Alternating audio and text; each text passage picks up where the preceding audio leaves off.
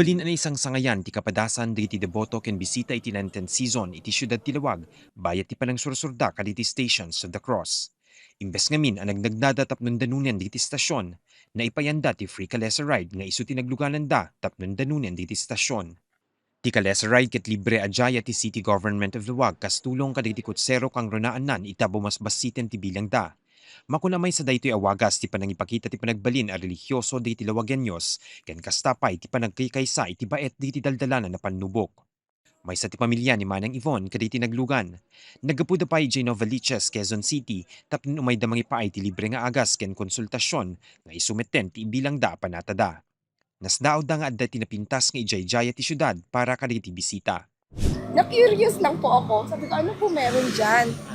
Sinabi po nila, libre daw ang kalesa for Station of the Cross. Would you say magandang idea po ito na ginagamit po yung mga kalesa for the station of the Of course, yes. Big yes. Lalo na sa mga bagets. Alam niyo na yung bagets, senior. Yeah. Kailangan nila yon. Hindi nila kailangan maglakad ng mahaba. Kalesa is the key. So was it your first time na mag-go around po sa mga stations po, sakay po sa kalesa? Yes po. First time. Inayon na nga adapay anam amuna ti syudad, bayat ti panangisursur kadakwada ti kalesa. Kas ni Manang Yvonne, daytoy met ti umuna agundaway ang naglugan ti kalesa ni John tapnon sursuren ti Stations of the Cross. Manipud metlaeng Quezon City, rinanta na ti umay agpasyar ditoy norte. Ngem maragsakan ta ditoy pa anikan isuna ti kapadasan nga asidig ti puso na. Hindi naman kami first timer na station, pero yung kalesa na Stations of the Cross, ngayon lang talaga to. So kumusta naman po yung naging experience, sir? Mukhang masaya naman, tsaka mahinahon yung ride. Yun nga lang medyo mainit, pero okay lang. Natural naman talaga. At least tipid sa gas, no? Would you consider yourself religious? Somewhat. Oo. Oo, kasi nagsakristan din ako dati. So, naniniwala na lang ako na dadalhin tayo ng Diyos sa tamang, kumbaga sa tamang landas. Basta magtiwala lang tayo sa Kanya. Ganun. Basta wag ka lang titiwalag sa Kanya. May sa ni Tatay Melchor kaditi kutsero iti syudad nga gitultulod kaditi agsursursor ti Stations of the Cross. Itay laing kalabes, nakadwa mi isuna bayat ti panagpasada na. Naistorya na tirigat ti pagsapulan da. Kunana nadawan na ngamin aman manulaingen digiti mangayat nga aglugan ti kalesa. May sapay nga gagalen nakit iti nakaro ken nangato a presyo di petrolyo. Gapu kadaytoy, nanginginamet ngamin ti balor ti ipakan na ti kabalyo na. Maragsakan tamarikna na ti kari ni Mayor James Brian Alcid at tulungan na digiti kutsero iti pagsapulan da.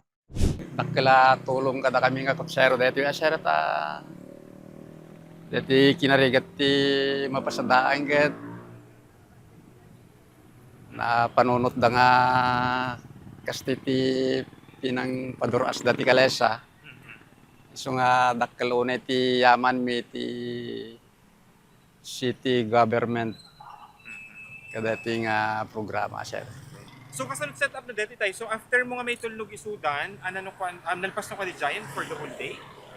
Hanpay sir, no di jaman sumarsaro no kuan, exit kampelaeng tapos no dakam to manen tawagan dakam to manen sir. Sa habang agururay kayo tayo, agriplikos kayo, okay kayo ng agawat ni pasaheros? Okay lang sir, okay. Nangyari po so na idi March 31 po sir until April 5 po. Kanina po may mga nag-walk-in kasi curious po sila ba't maraming mga kalesa. So they tried po na mag kalesa and happy po sila kasi narinig po nila na free ride kalesa po ito. Mag-register lang po sila sa page ng City Tourism Office or mag-walk-in po sila sir. Pwede po sila mag-scan ng QR po sir. Kabayatan na indalan met ti Ilocos Norte Police Provincial Office wenno INPPO ti panagsakay ti bisikleta iti panagvisita iglesia da.